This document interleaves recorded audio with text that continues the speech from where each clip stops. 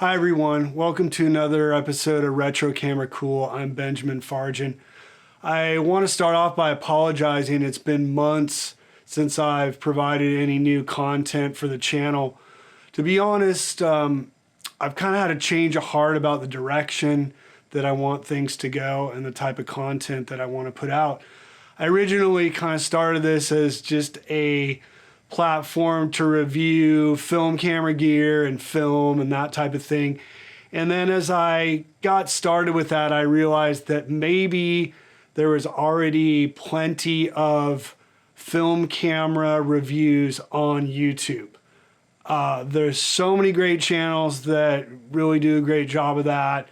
You've got Analog Insights, you've got Matt Day, you've got Willem, you've got all kinds of great people, and I thought, well, it's really pointless for me to just put out redundant reviews of gear and of film that's already been done. So I brainstormed a concept that was 10 interview questions for different photographers, and if you've been following the blog, you've seen that. And what I'm doing is just reaching out to photographers that catch my eye, people that I think are making interesting images and doing interesting work.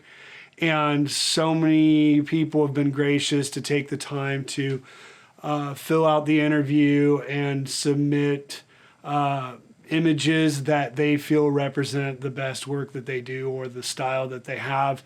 And it's really exciting. And so that's kind of led me down the path to start doing more videos that back up and tie in with each blog post.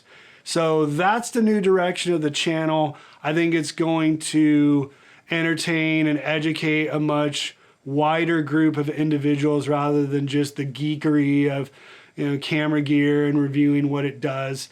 I am going to still review things from time to time, but it's not going to be so much a technical review as it's going to be a in-use review or here's the images that this camera and film made and maybe some kind of story behind it. Well, I'm taking the time to get caught up on videos for the previous 10 question interview blogs that are already posted on those photographers.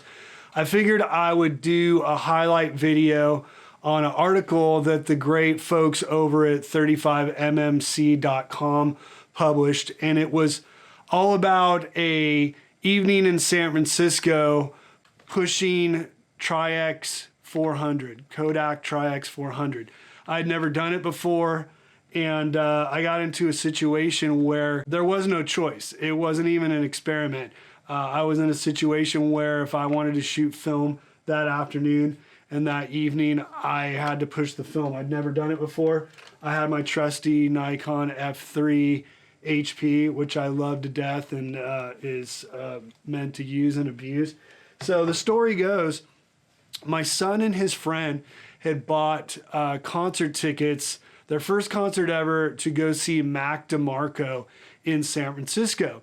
And they had never navigated the San Francisco area before or ridden BART or even done a concert like that. So needless to say, they were a little apprehensive, and they kind of were hinting around that maybe I wanted to go with them and maybe take photos while they were at the concert, or at least navigate them through BART and get them to the show on time. And so I agreed to do that. I looked at the weather forecast for that Saturday, and we had beautiful spring weather. It had been clear.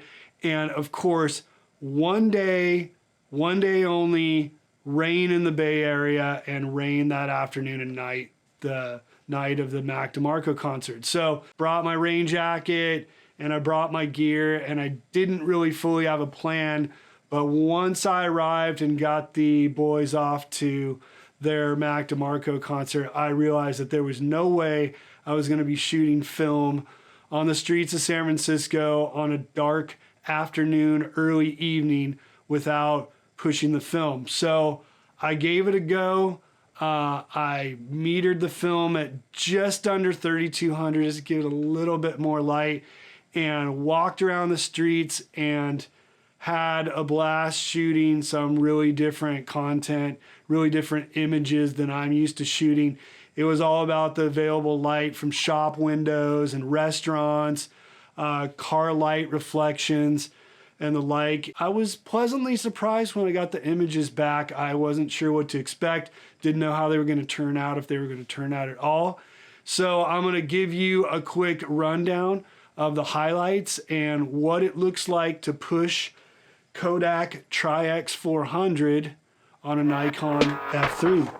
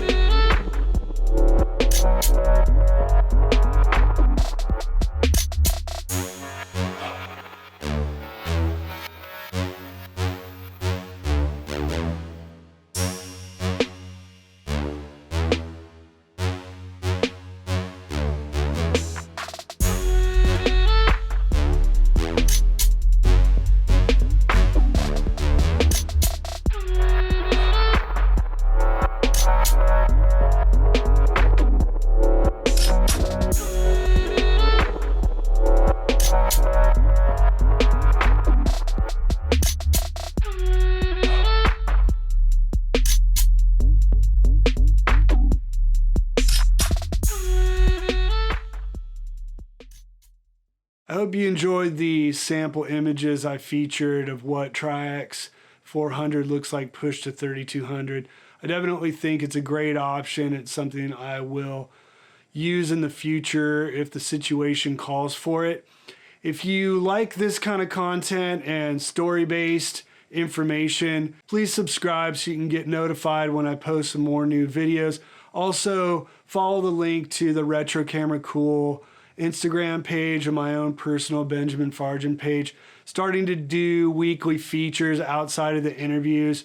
So please subscribe to that, and feel free to chime in the comment section if you have photographers that you would like to see me interview or feature on the channel.